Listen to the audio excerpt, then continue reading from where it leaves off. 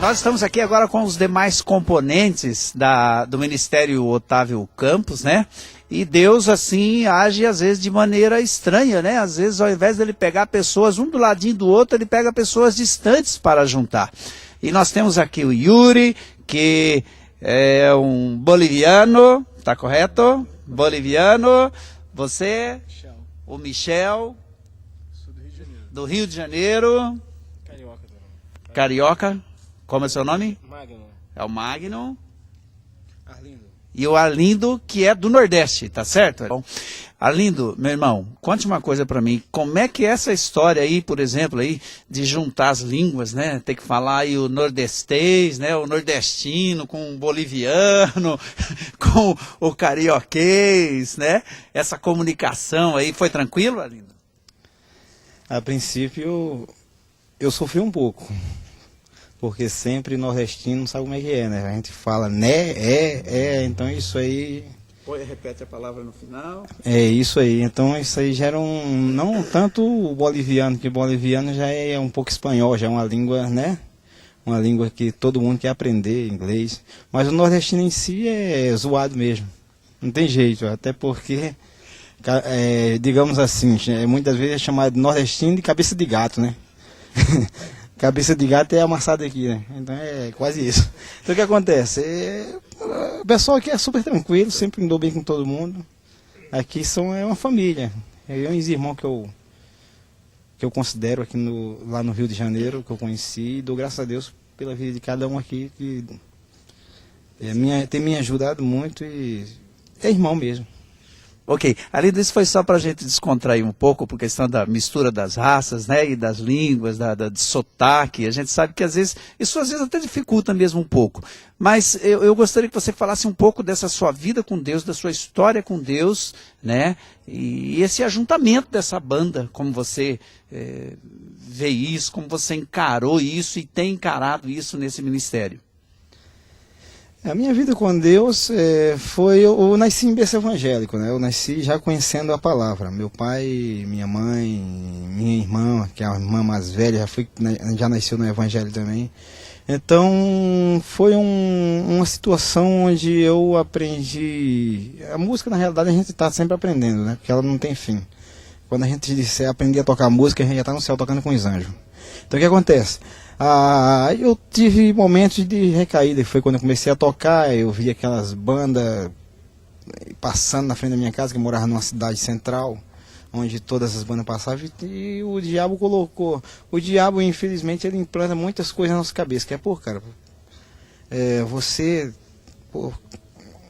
tem vontade de tocar numa banda não? Aí eu recebi um convite, sempre tive adolescente, né? E eu com 15 anos de idade recebi uma proposta para tocar numa banda. E aí eu fui tocar, o nome da banda até na época era Banda Miragem. Eu fui tocar nessa banda, foi quando começou minha vida no mundo, sem Deus, né, digamos assim. Eu comecei a tocar com 15 anos, tá, e saía escondido da minha casa, ia para casa do meu irmão passar uma temporada lá, mas saía para tocar escondido. Chegava em casa, meu pai já sabia na realidade que eu não estava na casa do meu irmão, então eu tinha que tomar aquele castigo, não era nem vamos dizer uma surra, era castigo mesmo. E tinha que escutar algumas coisas dos meus pais. Então eu passei 15 anos, comecei com 15 anos de idade a tocar no mundo secular, até chegar aos meus, uns mais ou menos 17 anos de música no mundo. Eu comecei a tocar numa banda que era muito conhecida no Nordeste, que era por nome Delírio, que fez sucesso lá no Nordeste. E quando eu comecei a tocar nessa banda, eu passei uns 8 meses tocando nessa banda. Eu fui assistir um culto de rua, um culto simples, os irmãos simples demais, irmão até de sandália de havaiana, assim, e aquele culto me tocou, porque eu via aquele irmão tocando aquela guitarra, era uma guitarra até desafinada, e aquilo me tocou, porque eu vi ele tocando e fez me lembrar quando eu comecei a tocar, porque eu acho que todos nós aqui, quando lembramos que começamos a tocar, a gente tem até mais gosto de tocar, era uma alegria muito grande. A gente, no início, mesmo sem a gente saber tocar direito, a gente sentia maior vontade de estar no culto tocando. Então me bateu todas essas recordações. E ali nesse culto, eu estou resumindo porque a história também é muito longa. E é naquele culto ali de rua, que era um culto muito simples, e o pastor fez o apelo, e eu voltei ali naquele culto.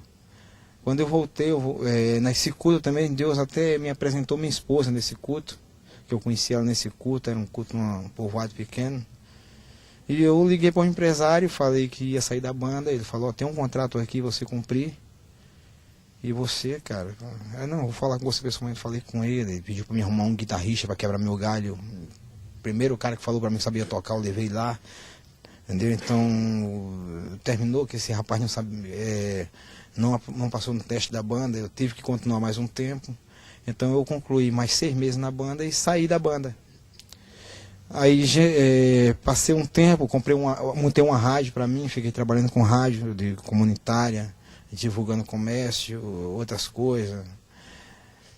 E surgiu uma oportunidade através de um amigo meu, também morava em João Pessoa, me chamou para ir morar nos Estados Unidos. Eu iria viajar para trabalhar numa fábrica de colchão e iria ganhar em torno de uns $6.000. Isso foi uma preceptação, eu me preceptei aí porque eu não consultei a Deus, né? E eu simplesmente vendi a rádio a preço de banana para o padre da cidade. Eu estou falando aqui em rede ao vivo, sai para a internet, então eles vão ver, eu não estou mentindo.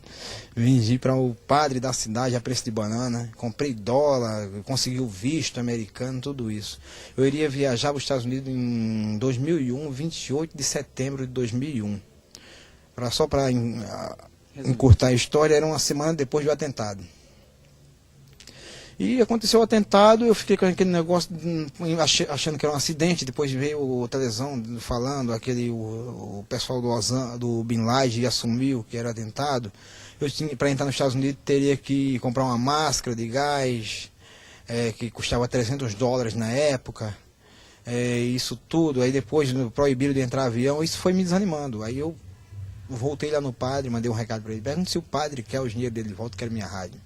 Aí o padre com tudo falou simplesmente, poxa, fala para ele que ele fez negócio com homem, eu fiquei calado.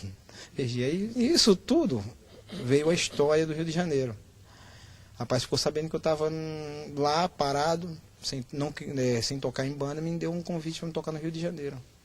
Aí eu vim para cá tocar, comecei a tocar, sofri pra caramba, a pior fase da minha vida foi aqui no Rio de Janeiro, tudo por conta de uma desobediência de minha parte. Mas também Deus tinha algo preparado para mim aqui no Rio, futuramente.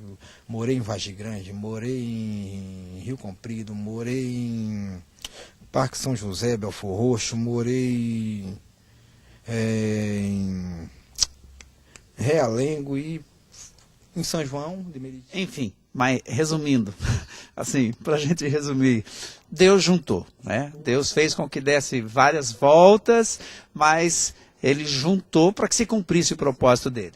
Isso aí. Então lá em São João do Meriti foi aonde Deus me aquietou lá. Eu conheci primeiro o Otávio Campos, que é um irmão que eu tenho, e através desse ministério Deus já falava com ele através de sonho, através de palavra, e eu sentia que eu tinha uma situação com ele. E Deus me colocou aqui, nisso tudo surgiu essa turma aqui, no qual o Magno já contou como surgiu a situação.